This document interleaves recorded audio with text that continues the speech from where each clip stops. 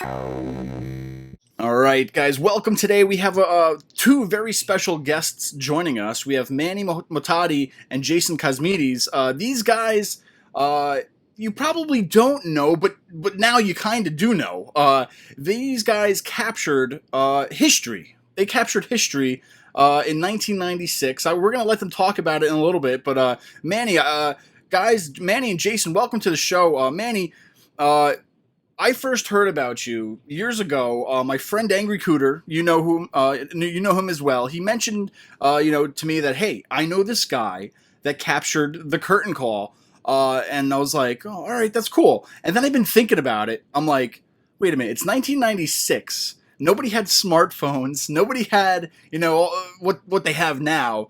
And I'm thinking, how the hell did he do it? You know what I mean? To where they don't even let you bring in laser pens. So I'm sure we'll get to that. But guys, welcome to the show. For fans who may not be aware who you are, can you give them maybe a little bit of a background of what you guys been up to? Well, thank you for having me on first, Steve, on the podcast. My name is Manny Mohtadi. I'm from, Long Island, New York. I've been a wrestling fan since the early 80s, mid 80s actually. And I got a name for myself, in the smaller groups with having a wrestling hotline, and then later on going on to do stuff with the Iron Sheik and giving him his name on YouTube to make him a sensation on YouTube. And that's pretty much it. And I'm a diehard wrestling fan. First I also want to say thank you for having Manny and I. This is pretty cool. The whole thing has been pretty cool since WWE discovered us. I've watched wrestling. I would say probably like late '80s. Throughout the '90s, I kind of stopped watching it. Probably once the Attitude Era started getting hot, but I really enjoyed being a fan during the New Generation era. I know it wasn't a popular time to be a wrestling fan.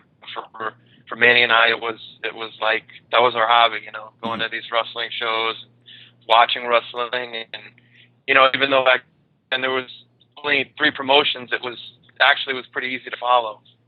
Sure. And unlike today, there's just so much out today. It's hard to follow it. Oh yeah. But I also want to mention I'm originally from Long Island, New York. That's where me and Manny met. We met in high school, Babylon High School. And currently, I live down here in South Florida. Awesome. Now, you guys, obviously, you were on Long Island. There was a lot of wrestling going on in the Northeast at that time. So, were you guys strictly going to WWE shows, or were you kind of going to any wrestling show you could go to during that time period? I would go to WWF shows. I would go to WCW, and I would go into ECW shows back before, a lot of the WWF fans got into them. My first ECW show was February of '96, the ECW Big Apple Blizzard Blast. And I also liked all the other stuff. I liked the AWF, I liked the Smoky Mountain Wrestling, and all that other stuff that was around at the time. And my roots go way back.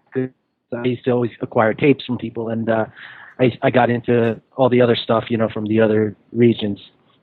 Well, early on, I pretty much watched this WWE, shows and went to the house shows. I didn't really get into WCW until, they started picking up a lot of the old WWE guys, and then Manny introduced me to ECW. I would say probably like around '95 or '96. And I just became hooked on that. And I know we went to a few house shows and our events with ECW in Queens, New York, at the Elks Lodge, I believe. All right. Now, Manny, take us back to the epic day on May 19th, 1996, Madison Square Garden. Who was doing the recording that day, and how the hell did you bring in the camera into Madison Square Garden? What happened? Well, for us, bringing the camera into the shows, Nassau Coliseum and Madison Square Garden, it was a normal thing for us. We never looked at it as, oh, we might get caught, oh, we can't do this. We looked at it as something we just normally wanted to do, and that was our passion. So when we would go in through security, let's say, for instance, May 19th, we would go to security. Jason would carry the bags, and the security guards. Most of the time, we'd try to get a feel at them, see what they were thinking. You know, we'd act cool. We'd go in. We would think, okay, the security might not even bother with us because we're just a couple of kids. Why would we want to sneak in a camcorder to tape the event? So what we would do is, a couple of occasions, they would just pat us down and let us go. There were a few occasions, like May 19th, where they would say, open the bag before they let us in. And Jason would open the bag. And here is a huge, well, not a really huge, but, big enough camcorder that's bigger than a camera. It's like, what do you look at it like, oh my God, we're getting caught. But Jason pulled it off good. When they would ask us that, we would just say, oh, it's just a camera. And the security would always let us through. And we did that so many times in 95, 96. And we never were like, oh man, we can't sneak this in. We're going to get caught. Boom. It was just, our mindset was just getting it in, recording the show for ourselves, not to sell it, not to trade, just to have for ourselves, just to watch it later. That's all we wanted to do. And so May 19th happened, and we got it in. The matches on that show were great. It was, Owen Hart versus the returning warrior to Madison Square Garden. Wow. And it was the night that Owen Hart actually broke his wrist from the shoulder tackle from the Ultimate Warrior. That's why you see him always wearing that cast. It was from that night. Oh, wow. So that night was magical for a house show. It had a pay-per-view feel to it. It didn't feel like a house show. First, it was in Madison Square Garden. Second, there was just a lot of stuff that happened that not many people talking about. The tag team titles changed. The Godwins, won the title. Steve Austin was become a star versus Jake Roberts. It was Razor's last match versus Hunter. And then, of course, the last match in the cage, Shawn and Diesel. Who could ever forget? I mean, it was just the best show I've been to, and I've been to so many shows, and that was just a house show. Wow. If you guys ever make a T-shirt, I think what you have to put on it is, hey, it's just a camera, and that's it. Just put that on the T-shirt. I think you guys should have your own shirts right there. I like that. Now, guys, Jason, I'll ask you first, but who were some of your favorite wrestlers at that time during 1996 in WWE? Well, at the time, I mean, I was definitely into Diesel. I was a huge fan, followed by Razor, Bret, Undertaker, Shawn Michaels, and trying to think who else around that time. I liked the Smoking Guns. I was big on them. And then, of course, when Warrior came back, that was huge. That's probably really it. So when those guys left, I mean, that was like, we kind of lost interest, in the product. Broke your heart, were huh?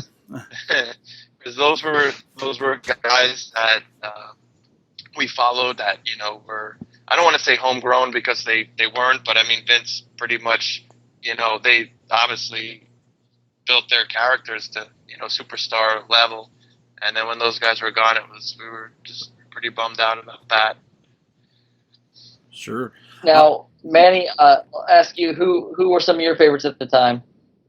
At the time, I was a huge fan of the Ringmaster when I found out he was coming in. So during that time in 95, 96, Ringmaster was my favorite. Hunter Helmsley as the Blue Blood was my favorite. So for that to happen on May 19th was just a huge shock for me, and it just took me back. Shawn Michaels, my favorite of all time. I was a fan of everybody, but those were my really the guys I followed was like, oh, this is my clique, in a way. Sure. Now, what were you guys thinking as the now infamous curtain call was taking place? Because, I mean, any house show I've been to, or, you don't really see anything like this. And, I mean, as marks, as fans, as whatever you want to say, you guys witnessing this live, I mean, what was going through your head? I don't know. I mean, did you, say, oh, this is just, whatever, or are we witnessing something? Is it an angle? What? I don't know. What did go through your head, Manny? That's actually a great question. What happened before the curtain call was Jason who happened to stop the camera when Razor Ramon finished his match with Hunter, and we were all chanting "You sold out," and I got that "You sold out" chant from being an ECW fan. So here I am starting a "You sold out" chant, and we're sitting in section 300, far up, so we can get away from security, so we're not so close. We intentionally sat back so we wouldn't get caught. Normally people would want to sit in the front, but we wanted to sit in back. And Jason cuts off the camera right as I started the "You Sold Out" chant that I got from ECW, and I'm chanting this, and nobody around me is chanting it because I'm so emotional. These are my guys. Yeah. Diesel and Razor leaving, and WWF is my life, and they're going, and nobody's chanting until about a minute later. The whole garden is going crazy for that chant. I'm like, holy what is going on here? And after that's done, I turn to Jason. Oh, Jason, you got all that right? You got all that? Oh, no, I cut it. He cut it all. And I was so upset, so mad at him, but yeah, he was pretty I was so happy. And I was so happy that he did cut it at the end, because if he didn't cut that, we wouldn't get the footage at the end. We would have either ran out of battery time or tape from our camera, because you got to realize Jason only had two batteries and 2 tapes when he was recording. So it was a good thing that he didn't get the "You Sold Out" shot, because I thought that was the moment that we needed to catch. Like that was the only moment that we needed to catch. Yeah. I didn't know what was going to happen later, but what happened later was actually a euphoric moment for me, because it was like, what am I witnessing? My mind went into like a daze, not just when where Diesel was laying down and then Sean lifted his hand and then they connected with the click symbol, and then Razor coming out. That was cool. That was like, wow, this is amazing. It's when Hunter come out that just like mind blown effect, like ridiculous. And then I was like, I didn't know what I was thinking. I was like, what is going on? Because to me that was like amazing, and I know it was real to me. That's how crazy it was. I've never. Yeah, go ahead. No. I was just going to say, after you guys saw that amazing moment, you captured it on footage, and the garden closes. Shawn Michaels tells everybody he loves them and that New York's a part of the clique. You guys all start to file out of Madison Square Garden. What was the general feeling amongst all the fans? New York's a smart crowd. Did you feel that they got what had just happened and what they just witnessed, or were people just kind of blasé about it? I felt like they did kind of get it, because rumors were going around that they were leaving. With me, I told Jason back in this happened in May 19th. I told Jason back in January that Razor and Diesel were leaving, but I had my own hotline back then, and I didn't tell my hotline that these guys were leaving. I found out in January from Howard Finkel. He used to have a hotline that would update local shows and just spit stuff that normally people wouldn't call, and it wouldn't be updated that much. But one day I called, and he mentioned that Scott Hall and Kevin Nash are headed to WCW, and I'm like thinking, and at the time people didn't know their real names, but I did, because I was such a big mark. And then I was like, is this real? I actually had to call back just to make sure it was true. And I don't know how he found out or how he knew or how that happened. And it was like, wow, I knew so many months before that they were leaving. It was just unbelievable. The Garden crowd, they got it all. I mean, sure. By that time they knew they were leaving, and they know the work and the shoot. Sure. You guys have been on record saying that, you didn't make the video with intentions of selling it, but how did the video end up making its rounds? How did it get out, or, did you get it out to the world kind of way? I decided, it's my mistake, I decided to give a copy to a dirt sheet writer. I won't use his name because he doesn't deserve to be mentioned. So we made a copy, we edited it, 4 or 5 matches, and of course the curtain call at the end. And we gave it to him about a month later after the incident happened. And it turned out he gave it to another dirt sheet writer whose name is Georgianne McAuliffe. She's a wrestling journalist, very popular known. God bless her soul. She passed away. and she was friends with Shawn Michaels, so she gave the tape to Shawn Michaels. And then from there, on the October 6th of 97 edition of Raw, the night after Pillman passed away, that's when they first showed it. And that's when I first saw it, and I'm like, what is going on? I'm like, holy, that's my tape on Raw. Wow. Like, here I am, 17-year-old kid watching my tape on Raw. And I was also thinking at the same time, like, okay, they didn't use our voices in the background then. They just used the videotape. And I'm like thinking to myself, wow, what a bad quality tape they have compared to ours, It must have been, I don't know how their quality was so bad, because ours was pretty good. and that's actually how the tape got out. Oh, wow. Yep. So when you saw the footage, were you at all thinking about that there could be like repercussions to the taping of the event? Okay, that's a great question. No, not at all. Nothing like that crossed our minds, because another thing, we were 16 and 17 at the time. I didn't think anything of it that we would get in trouble for it or anything like that. I knew we captured like a really amazing moment in history, but here's the thing: because the tape got out and how it got out, I would never talk about it for many, many years until years later, which is 2015 in February, when I did my first interview with the WWE, because it was such a special moment for me, and it hurt a lot of how it got out. I wouldn't even tell my friends, and I had a lot of wrestling friends, that I would never really tell them that, it was my footage. Some of them knew, and like a couple of my friends would say, oh, can I tell this person? I'm like, okay, sure, whatever. But it still hurt me, because I didn't really want to talk about it. And now I can actually open up and tell you everything about that curtain call and everything surrounding it and what's happening this year with the WWE. It's like I'm relieving, Sure. all these spirits. There you go. All right, now, Jason, everyone talks about the curtain call, but you really provided wrestling fans with that moment. If that moment was never recorded, do you think it would have been such a big deal?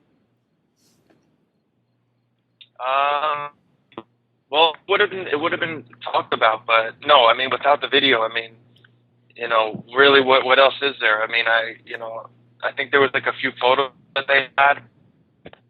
Other than that, I mean, I was kind of surprised that we actually had the only footage out there. Mm-hmm. WWE had their own cameras there that night to film this. It wasn't a televised event, or it wasn't, for anything else. They took little, just a few shots of the matches and the tag match, which they did show the next day on Raw. But, when I asked, we were interviewed for the DVD, I asked the producer, so you guys don't have your own footage? And he said no, either that it was, either they did record it and then it just was destroyed, which I don't know, that kind of doesn't make sense, but this was never recorded. And then I was thinking to myself, even if it was on TV, like they used to show these house shows on TV, the camera, the live feed probably would have got cut off as soon as as soon as like Michaels raised his hand and was the winner. The cameras probably would have cut right there, or the live feed. So I'm even if it was, I don't think that stuff would have been seen anyway. Sure. I mean, at least not then. Maybe nowadays, nowadays things are a little bit more, not as tight. Things are a little bit more flexible. So, if something like that happened today, I don't think it would shock people, because just times are different. Sure. Jason, you brought up a good point. It's like, now that I look at it, it's like, they should have actually, taped the Shawn and Diesel, just, right. Just that match alone. Forget about what's happened at the end. But they didn't even do that. I guess they just wanted to tape, the tag team title change and a couple other things or whatever. Right. That they knew were going to happen. Manny mentioned you guys were asking about the camera. The camera that I had back then, it wasn't like a big camera like people think. I mean, yeah, those cameras did exist, 20 years ago, but the camera that I had was the VHS G Camera, which was like basically like a handy cam. I mean, it fit in the palm of my hands, and the tape was very small, and you know, that tape would actually get put into like a little cartridge that was the size of a normal VHS tape. So it was very easy to carry around. It wasn't like this big weight that was a burden to carry around. And like Manny was saying, the security did check the bags. They didn't like tell us, we had to get rid of it or anything like that. But I was worried, but I believe there was like an incident that happened at the Garden in '95 or '96. So there was like a boxing event. I was about to say that. and it turned into this big melee. I don't know what happened, but I was concerned that the Garden security would be even more like stricter and tighter. Sure. But that didn't really affect us as far as with the camera or anything. Oh, Jason, I actually was about to agree with you, but I didn't know you were going to talk about that. You remember the time when we did get caught while we were sitting in the stands? Yeah, and the security came up to us. Oh, man, this is beautiful because the security came up to us. Me and Jason, we don't freak out. They come up to us, give me the camera, give me, I don't know if they said, give me the tape or give me the camera. It was one of those, we're in this 300 section, it was either the Garden or the Coliseum. And there's like, and Jason was like, right away, he's like, oh, we'll just leave. So here we are, get out of our seats. Instead of us giving us our precious tape or our precious camera, we go all the way around the arena and we sit in empty seats and then we continue taping the show. That's how we did it. It was normal for us. Wow. And that's how we did it. It didn't bother us to the point where like, oh, we're going to get kicked out. Something bad's going to happen. We just want to finish the tape so we could have it for ourselves. Nice. Yeah, I did get caught once at a Coliseum show. Manny wasn't there with me.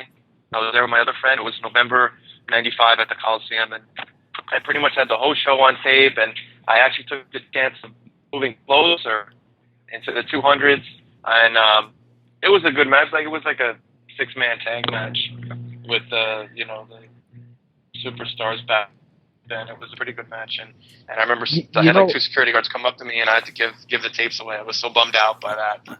Yeah, but you know why you got caught though? No, because you weren't with me that night. Yeah.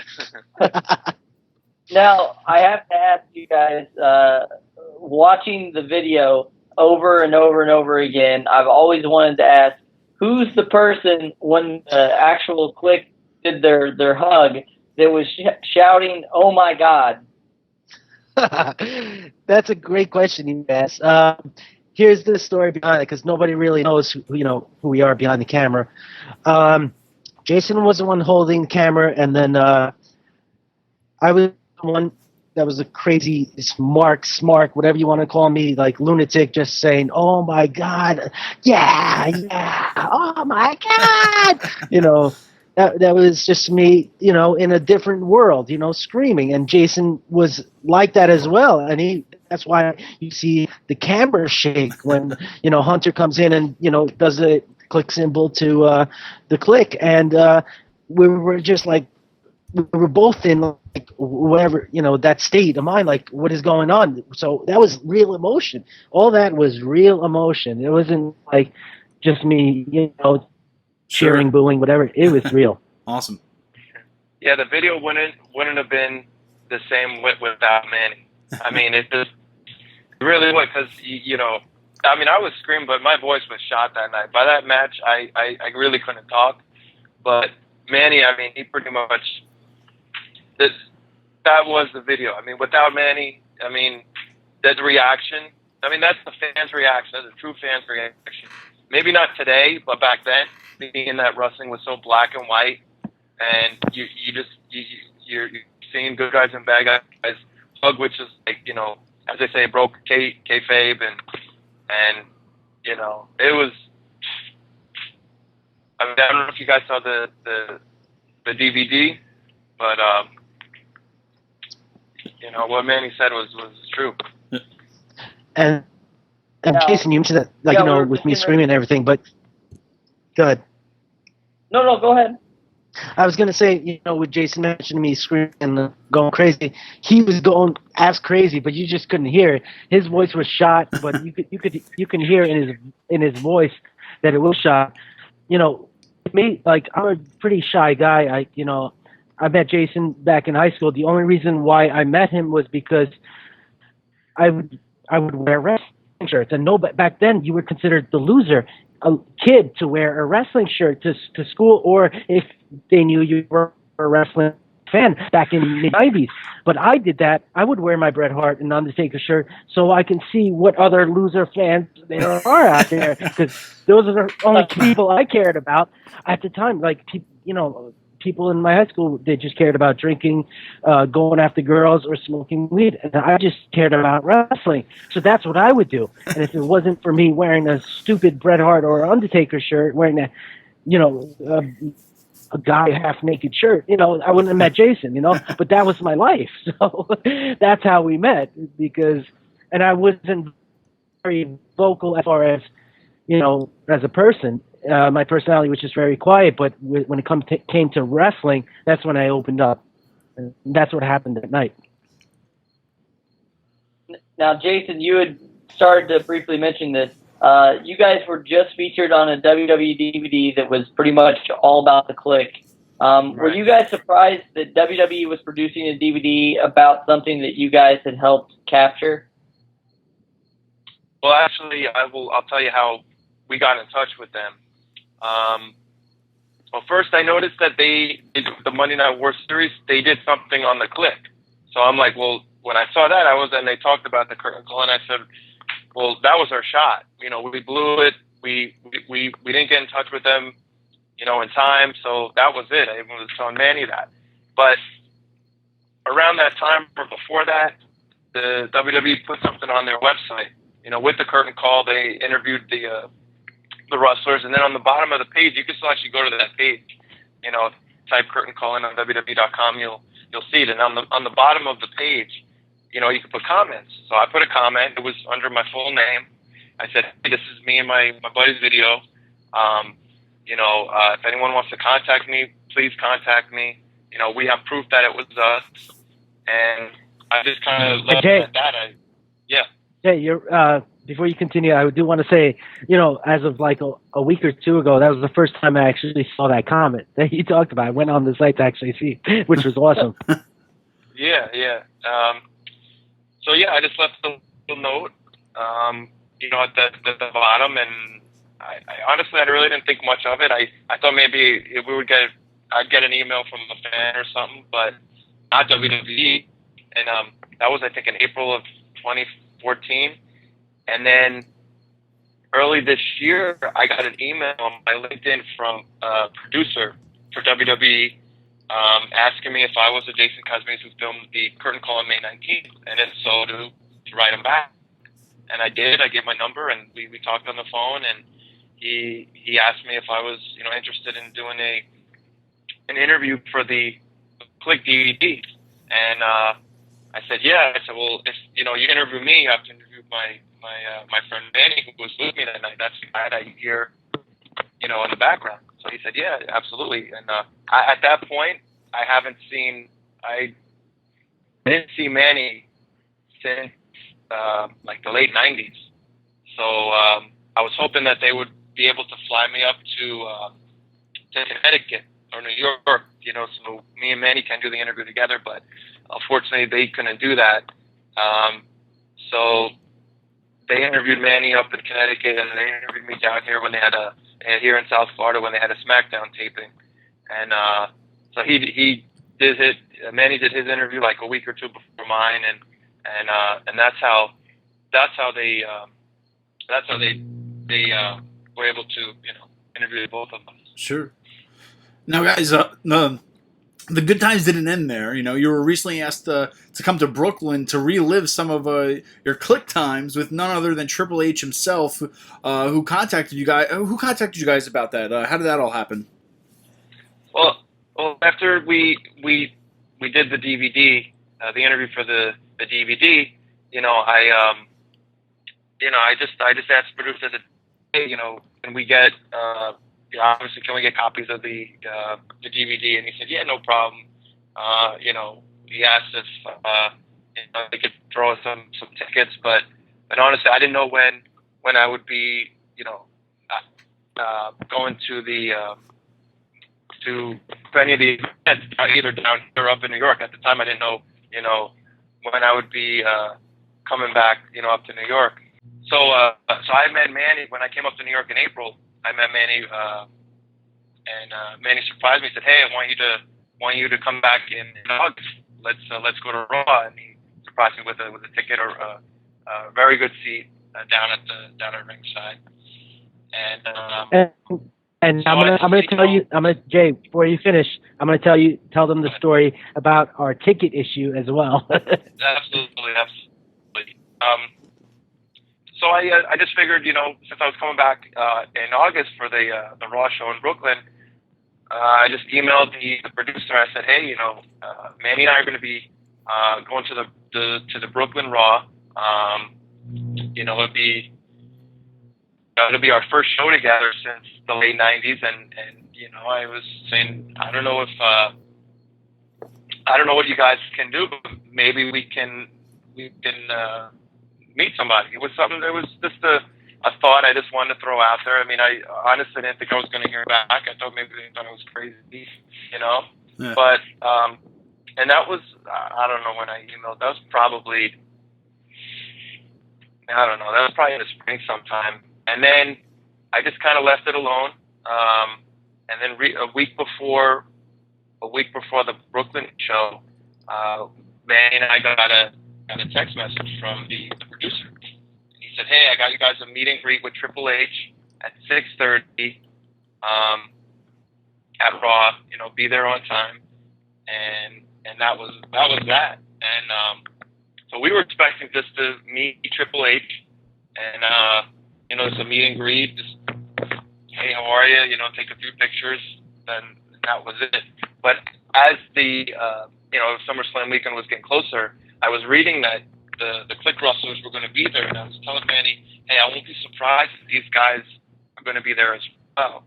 And and then I'm sure you saw what they did to us on they did a little segment with us, and that was on WWE.com, and that was pretty cool. I kind of knew they were going to set us up, and do like a little skit or whatever. I think Manny kind of thought it was real, but I knew the way that they were talking to us that it was something was going on. But it was cool. I enjoyed it. I was definitely Sure. It was definitely a good experience for us. What about you, man? Finally meeting. No, yeah, sure. That was. It's great. Yeah, I mean, that moment was special. Here's the thing. Even though, we were, invited backstage and everything, and we had our tickets, boom, boom, boom, we still had to go through security. So as we're going through security, the security, our luck, the security line that we're going through, they're having an issue. And we're meeting Hunter at 6:30. He's got things to do. He's got to run the show like an hour later. And we're waiting there. We're standing there. I just want to get through. I don't have any change or metal in my pockets. Let me just get through. So we wait. That's like 3-4 minutes. And it's like 6:40 now. We finally get through. But there's an issue with our ticket. Ugh. So they send us, even though we were in the front row, we weren't on the hard camera view. For those that don't know, the hard camera view is the camera view that, that's the main focus on the camera when people see you on TV. And we had to go to a different booth to address the situation. So we do that. We're already freaking out because we're talking back and forth. I'm getting 4 calls back and forth between myself and the producers while I'm trying to get through, go to this booth and figure out why we're having an issue with our ticket. So we go there. I can blame Sting for that because he kind of screwed us. So here we go. We go there. Boom, boom, boom. We're waiting. Okay, where'd you get these tickets? Who are these tickets? I'm like, got these tickets. Boom. And the lady comes back 2 minutes later and said, okay, we issued you new tickets. Okay, the reason why we ran so late was we were 15 minutes late, and Hunter was waiting for us. It was because when Sting was being carried out in the box, they had to clear seats to make room for the arrival of the box for Sting to get through. So we had, even though we had first row, we didn't have hard camera first row. If it wasn't for Sting, we would have been on camera. But he delayed our time to actually get into the arena, and our producers waiting for us. Where are you guys? Where are you guys? It was because of Sting's entrance. Yeah. So we got better seats because of Sting, even though he made us late. So as soon as we get in, we walk down, over the aisle, the ring, the ramp, and as soon as we're walking backstage, like even before, we're still in the crowd. There's, Jason noticed that there was cameras behind us. He's like, there's cameras behind us. I wasn't paying attention, and then I looked behind me, there were, and we were about to walk through our first curtain. And I'm like, just go with it. And then I was like, and as soon as we're about to walk through the curtain, I'm like, oh, I guess this is our curtain call. And then we walked through. And the thing is, we were so late because of what happened. Hunter, had to do his thing.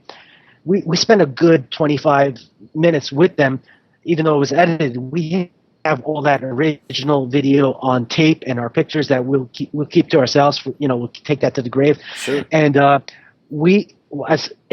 soon as we walked out, we had no planning whatsoever. Everything was shot on the fly, shoot. As soon as we walked in, there was cameras and video cameras all over us. It was just amazing. Like, you go there, shot, you had flashes, and you had 3 or 4 different video cameras, and we went right on the stage where people did the backstage interview. Like, oh, just go right on there. And then, boom, we just shot on the fly. We didn't know what was happening. I didn't know the arrest gimmick was happening. It was our payback in a way. It's like, you guys shot this, you're done. And that felt real. All that felt real. That's how incredible it was. And then, they took us back, and then after all that was done, we went by the ring, and we did our interview by the ring and everything. And the WWE, believe it or not, they're like family. They treated us so well. They keep treating us so well. They treated us like the superstars, and we're just fans. Sure. And what Hunter did for us, and the stuff he sent for me in the mail, and what he wrote for me and what he wrote for Jason in the mail the other day, was just like, wow, these are the moments you remember as a kid, as a wrestler man. This is your life. This is your dream. And having Hunter, the main guy in the company, write this note to you, he appreciated us, and the WWE family is amazing. Awesome. I'll tell you that. Awesome. Now, I have to ask this question. Do you guys still have your original curtain call tape? I have mine. Jason, do you have yours? Because he has the original. The original, the VHS tape. I think believe it or not, I think I taped over it because No. To be honest, I don't really remember. I do have a VHS tape somewhere. It may have it on it. It may not. But back then we were kids, and as long as I transferred that video to another video, I was fine. But Sure. I wasn't thinking down the road. And we were kids, so we, $20 to get a new tape or whatever it was. Sure. Was a lot. So I just kept recording over the same tapes. Definitely. Now, guys, I know we talked a lot about the moment, what happened, the aftermath of what went on. Is there a next life-altering wrestling video that you guys are going to go release next? Is there something that you probably have in the I don't know, in the archives somewhere that you probably nobody's seen before? That's an awesome question. For me, it's just wrestling, and I'm proud to announce that we're going to be on a couple of future DVDs next year that the WWE's coming out with. And as far as I was asked by one of the producers for shoot interview series with Sean Oliver, and you shoot to be a part of the Scott Hall you shoot that's coming up. So I was like, you know what? I love you shoot, and I would be proud to be a part of it. So I'll be on that as well. Everybody in the curtain call actually ended up doing really well, but Triple H kind of had to take the bullet for everybody. Was there anything like that mentioned, or was he just cool about the whole thing? We did actually talk about that. Like we said, what you see in the video is heavily edited. We talked about a lot of stuff regarding, how he was punished and things like that. We've been talking about something about Hogan that, obviously I can't mention. But, we talked about how he was punished, couple months on the road, but, how it worked out for him. And now he's in a different situation, which is great for him because he's going to take WWE to the next level, and I'm very proud of him for that. And he's such an awesome, super guy. He treated us so well. Awesome. Well, Manny, Jason, we really appreciate your time for joining us tonight. I mean, I know we talked a lot tonight, but hopefully, maybe down the future we can retouch on this a little bit more. But thanks so much for joining us.